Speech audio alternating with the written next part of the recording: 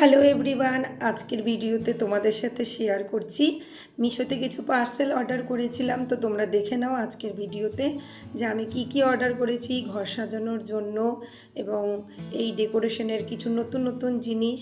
তো আজকাল পরশু এর মধ্যে পার্সেলগুলো আসবে এবং তোমাদের সাথে সেগুলোই আমি শেয়ার করব। তো সবার প্রথমে দেখে নাও যে আমার এখানে একটা রাউন্ড শেপের একটা পিলো ছিল, এটা আমার বোন আমাকে গিফট করেছিল। তো আমি অনেক দিন ধরেই ভাবছিলাম যে একটা সুন্দর রাউন্ড শেপের পিলো কভার পেলে আমি এটা কিনবো। তো এখানে দেখো আমি রোজ শেপের অনেকটা রোজের মতো একদম রেড রোজ টাইপস এই পিলো কভারটা নিয়ে এসে লাগিয়ে দিলাম, বেশ সুন্দর এসছে কিন্তু।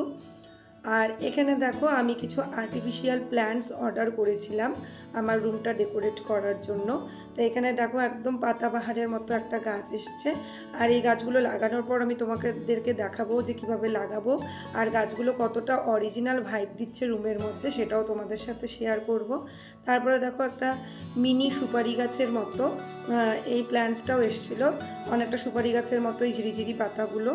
তো এখানে কিন্তু দুরকম কালারের পাতা আছে, কিছু কচি পাতা, কিছু হচ্ছে পুরাট পাতা।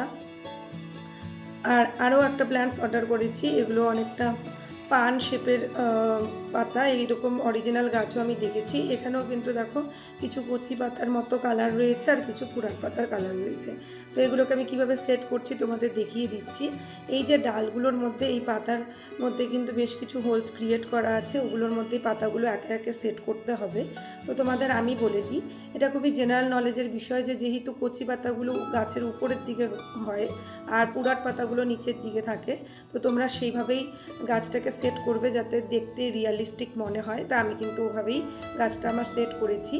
আর এই গাছগুলো আর্টিফিশিয়াল, যেহেতু নিচে তো কোনো মাটি দেওয়ার প্রয়োজন নেই, তাই এখানে নিচে আমি কি করেছি, যে প্লাস্টিকের র্যাপগুলোর মধ্যে মিশোর পার্সেলগুলো এসেছিলো সেই সুন্দর প্লাস্টিকগুলোকে দিয়ে দেখো এইভাবে আমি মুড়িয়ে সুন্দরভাবে পেঁচিয়ে ভালো করে বাইরের থেকে কিছু আমি পাথর নিয়ে এসেছিলাম, যেগুলো নিচে আমি পাথরের গ্যাটিস দেবো যাতে এই গাছটা দাঁড়ানোর জন্য ভর পায়।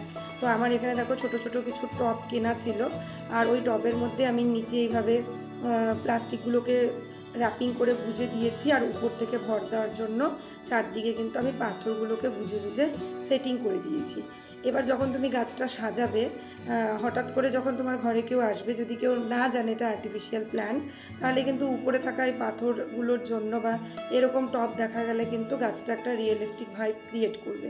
তো আমি তোমাদের সাথে সেগুলোই শেয়ার করছি, যেমন আমার মানে ক্রিয়েটিভিটি থাকে সেটাই আমি তোমাদের সাথে শেয়ার করছি। তো আশা করি এই আইডিয়াসগুলো তোমাদের কাজে লাগবে। তো দেখো এভাবে আমি ঘরের চারদিকে আমার এই গাছগুলোকে বসিয়ে নিয়েছি এবং এরপরে আমি এগুলোর পজিশন চেঞ্জও করতে পারবো যখন আমার আলাদা আলাদা রুমের আলাদা আলাদা ভাইবের প্রয়োজন হবে, সেই হিসেবে আমি আমার গাছের পজিশনগুলোকে চেঞ্জ করতে পারবো। আমার গাছে কিন্তু কিছু অরিজিনাল প্ল্যান্টসও আছে, আমার মায়ের দেওয়া, বাবার দেওয়া। তো বাবা বাড়িতে কিছু গাছ তৈরি করে, ওগুলো মাঝে মাঝে আমাকে দেয় আর আমার মাও দেয়।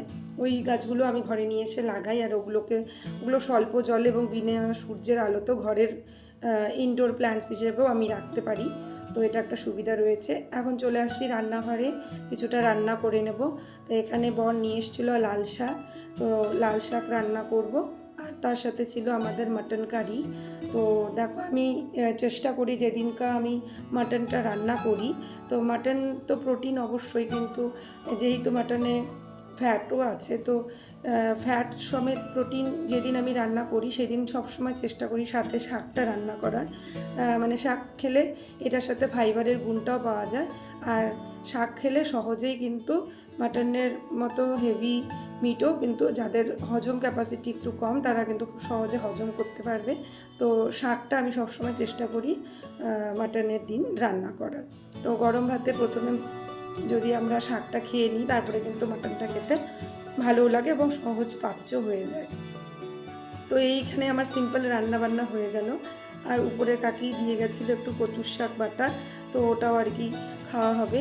তো এখানে দেখো আমি আগেই রান্নাঘরটা পুরো ক্লিন করে নিলাম।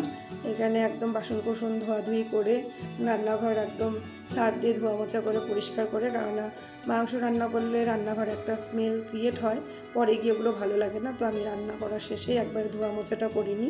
তা এখন স্নান টান সেরে আমি এখানে দেখো ঠাকুর পুজো দিয়ে দিচ্ছি, আর বর খাওয়া দাওয়া করে চলে গেছে কাজে। আর আমিও এখানে পুজো টুজো দিয়ে আমারও টিউশন পড়ানো এবং আমার টিউশন সেন্টারে বিভিন্ন কাজ নিয়ে বসবো। তো এইভাবেই আমার সকালবেলাটা শেষ হলো। ভিডিওটি ভালো লেগে থাকলে তবে লাইক কমেন্ট করে দেবে, আর চ্যানেলটিকে সাবস্ক্রাইব করে অবশ্যই পাশে থাকবে। Bye bye.